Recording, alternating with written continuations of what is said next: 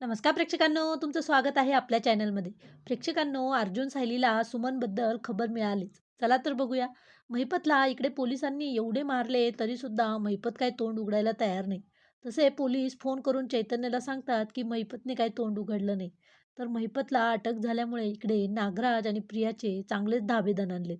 प्रियाला तर रात्रीची झोप पण लागत नाही.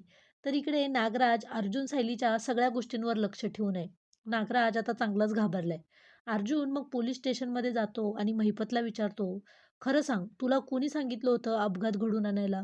पण महिपत काही उत्तर देत नसतो.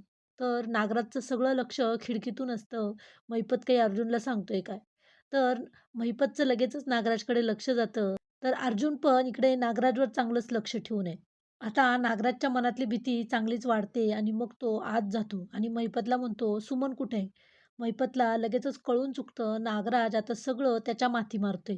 लगेचच महिपत अर्जुनला म्हणतो, "तुम्हाला माहिती पाहिजे होती ना, मला सुपारी कोणी दिली ते?" हे ऐकून तर नागराज चांगलाच घाबरतो. पण आता महिपत खरंच सांगेल का? कारण जोपर्यंत साक्षीचे सगळे सूत्र नागराजकडे आहे, त्यामुळे महिपत काही बोलेल की नाही हे खरंच बघण्यासारखं असेल. तर आता संक्रांतीमुळे प्रवाहाच्या मालिकांचा महासंगम दाखवलेला आहे.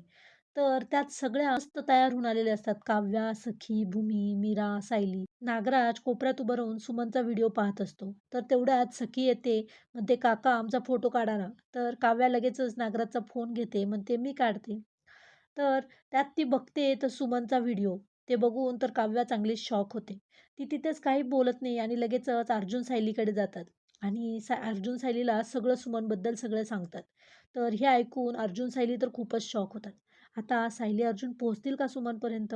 हे खरंच बघण्यासारखं असेल. नागराजचं सत्य येईल का सगळ्यांसमोर? तर असेच व्हिडिओ बघण्यासाठी प्लीज आपल्या व्हिडिओला लाईक करा आणि चॅनलला सबस्क्राईब करा.